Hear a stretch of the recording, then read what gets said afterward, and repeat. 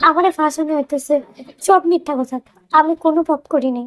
Shipon member শেষ পর্যন্ত বড় বউয়ের কথা মতো নুসরাতকেও তার মন থেকে তুলে ফেলবে। অবশেষে কি নুসরাতের জীবনে আবারও সে আব্বাসী আসবে? আর আব্বাস এত কিছু জানার পরেও কি নুসরাতকে মেনে নিবে? বন্ধুরা, কি ঘটবে মাতবরের ছেলে হুজুরের মেয়ে নাটকের ৯ নম্বর পর্বটিতে? ৯ নম্বর পর্বটি কবে আসবে, সবার আগে কিভাবে দেখবেন, সে সমস্ত বিষয় জানানোর চেষ্টা করব আজকের এই ভিডিওটিতে। তাই ভিডিওটি একটু ধৈর্য সহকারে না টেনে কেটে সম্পূর্ণ ভিডিওটি দেখতে থাকুন। আশা করছি বিস্তারিত জানতে পারবেন। গাইস, ইতিমধ্যেই কিন্তু আপলোড করা হয়ে গেছে ঈগল ইসলামিক নাটক ইউটিউব চ্যানেলে মাতবরের ছেলে হুজুরের মেয়ে নাটকের ৮ নম্বর পর্ব। যারা এখনও ৮ নম্বর পর্বটি দেখেননি, এখন দেখে আসতে পারেন ঈগল ইসলামিক নাটক ইউটিউব চ্যানেল থেকে। আর যারা অলরেডি দেখে ফেলেছেন অবশ্যই কমেন্ট করে জানাবেন মাতবরের ছেলে হুজুরের মেয়ে নাটকের ৮ নম্বর পর্বটি কেমন লেগেছে গাইস। ৯ নম্বর পর্বের প্রথম চমক হচ্ছে নুসরাতের ঘরে কোনোভাবে মাতবরের ছেলেকে দেখে ফেলবে।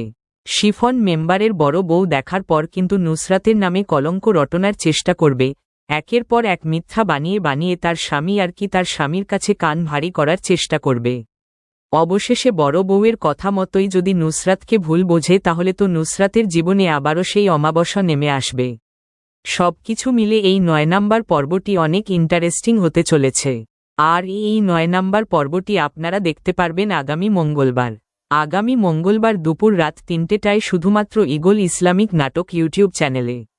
আশা করছি গাইস বিষয়টি বোঝাতে পারছি। সবার আগে পর্বটি দেখতে অবশ্যই ঈগল ইসলামিক নাটক ইউটিউব চ্যানেলটি সাবস্ক্রাইব করে অল নোটিফিকেশন অন করে রাখবেন। আর যারা এখনও আমাদের চ্যানেলটি সাবস্ক্রাইব করেননি, অবশ্যই আমাদের চ্যানেলটি সাবস্ক্রাইব করে রাখবেন। আজকের ভিডিওটি কে কোন জেলা থেকে দেখছেন সেটা কমেন্ট বক্সে লিখতে ভুলবেন না। সকলের সুস্বাস্থ্য ও দীর্ঘায়ু কামনা করে এখানেই বিদায় নিচ্ছি। সবাই ভালো থাকবেন, সুস্থ থাকবেন, অন্যায় হতে বিরত থাকবেন, সবসময় বড়দের সম্মান করবেন, ছোটদের স্নেহ করবেন। দেখা হচ্ছে খুব শীঘ্রই নতুন কোন ভিডিওতে।